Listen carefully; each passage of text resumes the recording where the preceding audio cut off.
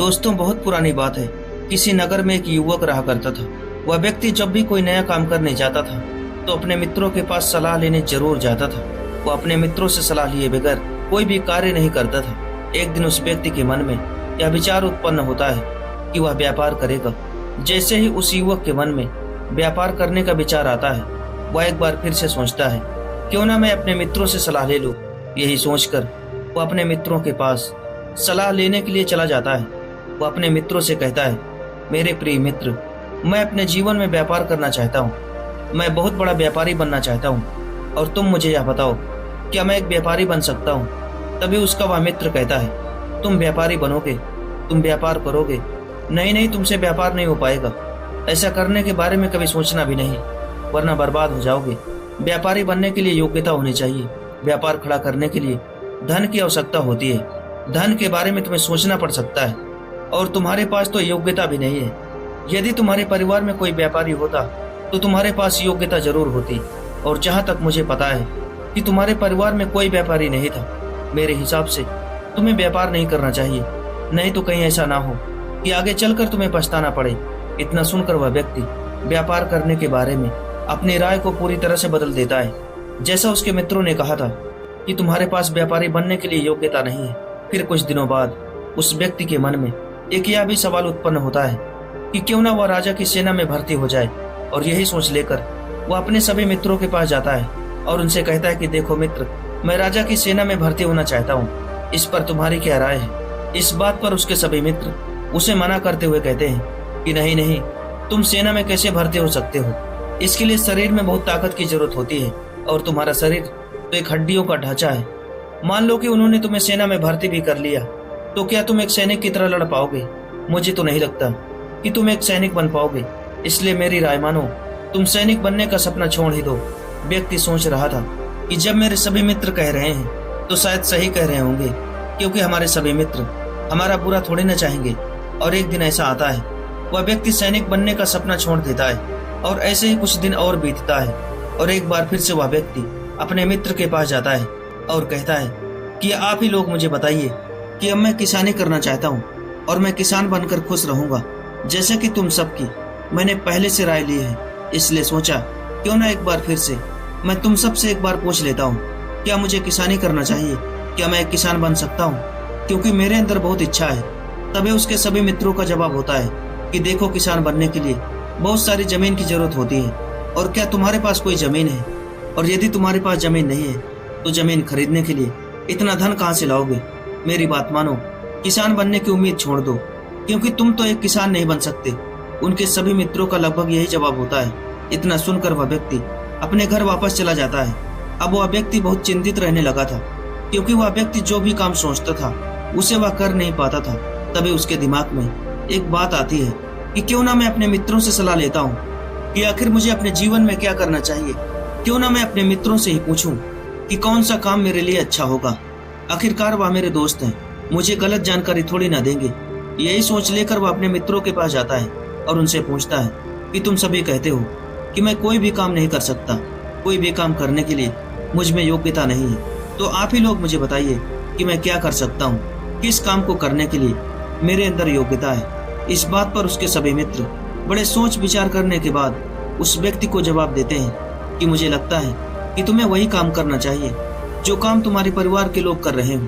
तभी वह युवक कहता है कि मेरे परिवार के लोग तो सभी मजदूरी करते हैं, लेकिन मुझे मजदूरी करना पसंद नहीं है। मैं मजदूर नहीं बन सकता, मुझे मजदूरी करना अच्छा नहीं लगता। तभी उसके सभी दोस्त कहते हैं, देखो दोस्त, तुम्हारे परिवार वालों ने सबने यही काम किया है और तुम्हें इस काम के बारे में योग्यता भी है। तुम इस काम को बड़ी आसानी से कर सकते हो और इसमें तुम हमेशा सफल रहोगे।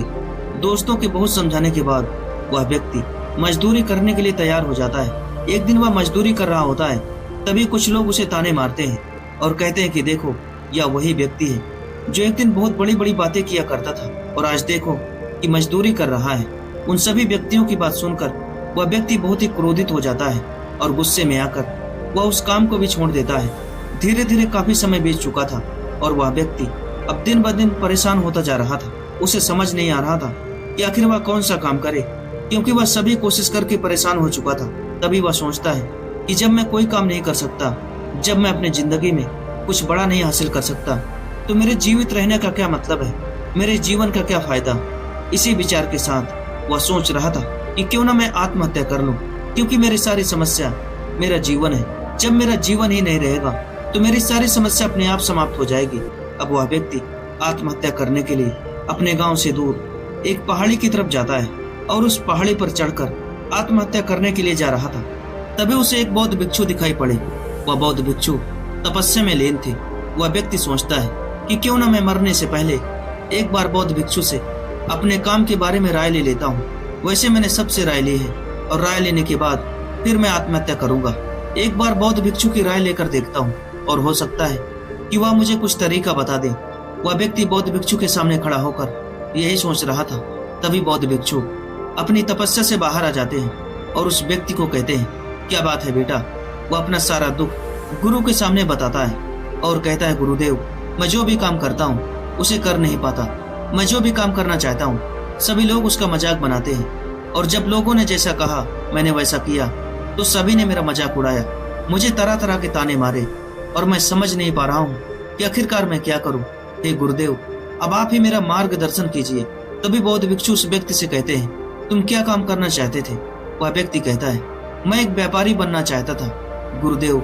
मैं खुद का व्यापार खड़ा करना चाहता था, लेकिन जब भी मैं अपने मित्रों से राय लेता तो मेरे सभी मित्र मुझे यही बात बोलते थे कि व्यापार करने के लिए मुझ में योग्यता नहीं है। गुरुदेव, अब आप ही बताइए कि मैं क्या करूं।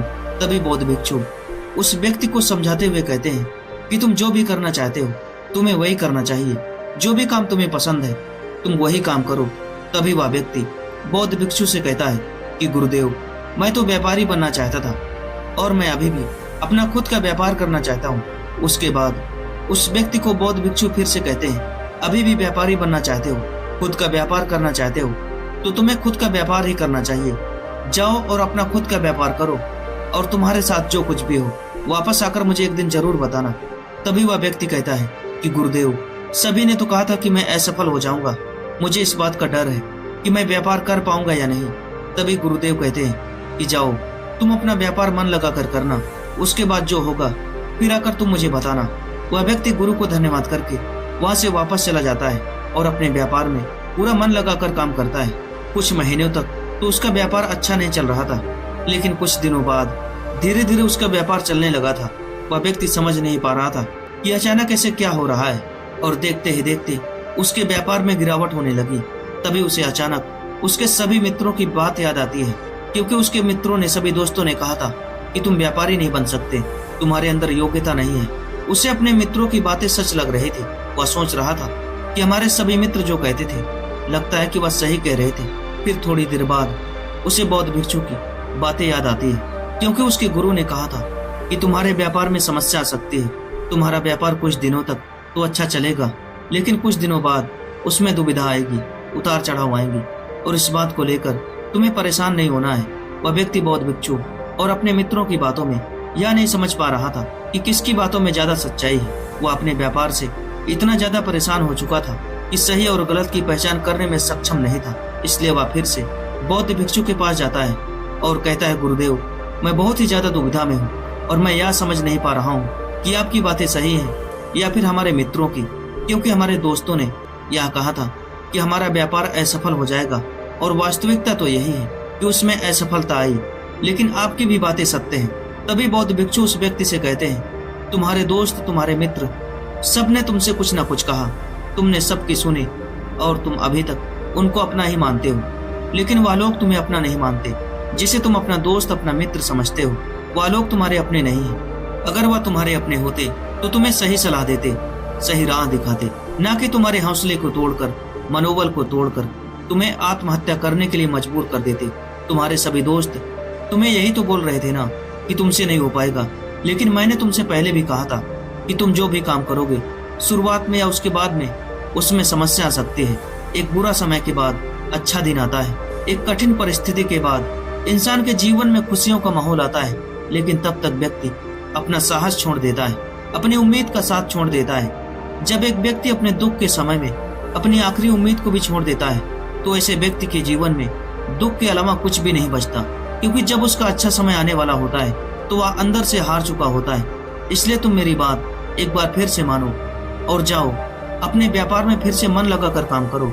अगर तुम्हारे व्यापार में सफलता ना भी मिले तो भी तुम मेहनत करते रहो और यह मत सोचो कि तुम्हारे साथ क्या हो रहा है। यह मत सोचो कि सभी व्यापारी तुम्हारा साथ नहीं दे रहे हैं। ये बातें अपने दिमाग से निकाल दो कि तुम्हारे दोस्त तुम्हारा साथ नहीं दे रहे हैं, बल्कि तुम्हारा जो बुरा वक्त है या फिर तुम जिसे बुरी परिस्थिति कह रहे हो, इसमें तुम्हें खुद को अकेले खड़ा रखना है। अगर तुम कुछ दिनों के लिए अपने आप को इस व्यापार में रोक कर रखते हो तो तुम्हारा बुरे से बुरा वक्त भी अपने आप बदल जाएगा। बस तुम्हें हार नहीं मानना है और याद रखना है, अगर एक बार तुम्हारा यह समय बदल जाएगा तो तुम्हारी स्थिति क्या है और तुमने अपने व्यापार से क्या अनुभव किया, अपने इस बुरी स्थिति से क्या सीखा, यह अनुभव आकर तुम मुझे बताओगे। वह व्यक्ति गुरु से आज्ञा लेकर वहां से अपने घर वापस चला जाता है और अपने घर वापस जाकर अपने व्यापार में मन लगाकर काम करता है। अब उसे उसके दोस्तों की बातें याद नहीं आती थी, कुछ व्यापारी जो उसका मनोबल तोड़ते थे। अब वह व्यक्ति उन्हें नजरअंदाज करने लगा था। वह समझ चुका था कि हमारी कामयाबी केवल हम ही देख सकते हैं, हमारे अपने देख सकते हैं। जिसे वह अपना दोस्त, अपना मित्र समझता था, वह तो केवल दिखावे के दोस्त थे और दिखावे के अपने थे, जिसे वह अपना समझकर उनसे राय लिया करता था। वह उनके लिए दुश्मन से भी ज्यादा खतरनाक थे, क्योंकि एक दुश्मन तो सामने से वार करता है, लेकिन एक दोस्त हमारे पीठ पीछे वार करता है, हमारे ऊपर अपनेपन की छुरी चलाता है। वह व्यक्ति अपने काम में एक बार फिर से पूरा मन लगाकर व्यापार में जुट जाता है। फिर से वह अपने व्यापार में पूरी कमियों को देखता है, नए नए व्यापारियों से मिलता है, तरह तरह के ज्ञान अर्जित करता है और यह सारे ज्ञान अर्जित करने के बाद वह व्यक्ति अपने व्यापार को एक बार फिर से खड़ा कर लेता है। जैसा कि उसके गुरु ने कहा था कि तुम अपनी जिंदगी में जो भी अनुभव करोगे, जो भी तुम अपने व्यापार से सीखोगे, मुझे आकर वापस तुरंत बताओगे। जब उस व्यक्ति का जीवन एकदम खुशियों में चल रहा था, तब वह बौद्ध भिक्षु के पास जाता है और कहता है, गुरुदेव, जैसा कि आपने कहा था कि मेरे जीवन में जो भी घटनाएं घटती हैं, मैंने अपने जीवन में जो भी संघर्ष किया है, वह सभी मुझे आपको बताना है, इसलिए मैं आज आपके पास आया हूँ। वह व्यक्ति कहना शुरू करता है कि गुरुदेव, शुरुआत की जिंदगी से लेकर अब तक जिसे मैं अपना मित्र समझकर, अपना दोस्त समझकर उनसे राय सलाह लिया करता था, वही दोस्त, वही मित्र सब कहने के लिए हमारे अपने थे, दिखावे के लिए अपनेपन का दिखावा करते थे, लेकिन हकीकत में कोई हमारा अपना नहीं था। जबकि जो भी व्यक्ति हमारा अपना होता है, हमें कठिन से कठिन परिस्थिति से बाहर निकालने की कोशिश करता है, न कि जब हम कोई काम की शुरुआत करते हैं तो उसमें समस्याएं खड़ी करते हैं, उसमें बड़ी बड़ी बाधाएं खड़ी कर देते हैं। जैसा कि मेरा मित्र मुझसे कहा करता था कि तुमसे व्यापार नहीं होगा, उसने मुझे मजदूरी करने के लिए सलाह दी थी, और जब मैं मजदूरी कर रहा था तो वही लोग मेरा मजाक उड़ाते थे, मुझे तरह तरह की बातें बोला करते थे। मुझे इन सब से सीखने को मिलता है कि हमें किसी एक व्यक्ति के ऊपर निर्भर नहीं रहना चाहिए। हाँ, यह बात जरूरी है कि कोई भी काम शुरुआत करने से पहले हमें बड़ों की राय लेनी पड़ती है। हमें ऐसे व्यक्ति से राय लेनी चाहिए जिसे उस काम के बारे में अनुभव हो, जो जानकार लोग हो, नहीं तो गलत जानकारी देकर हमें हमारे मार्ग से लोग हमें भटका सकते हैं। इतना कहकर वह व्यक्ति अपने घर वापस चला जाता है। दोस्तों, आपने इस वीडियो से क्या सीखा, मुझे नीचे कमेंट बॉक्स में कमेंट करके जरूर बताएं। अगर आपको यह वीडियो पसंद आए तो चैनल को सब्सक्राइब जरूर करें। दोस्तों, आज के इस वीडियो में इतना ही। मिलते हैं किसी नई वीडियो में किसी नए टॉपिक के साथ। तब तक के लिए धन्यवाद।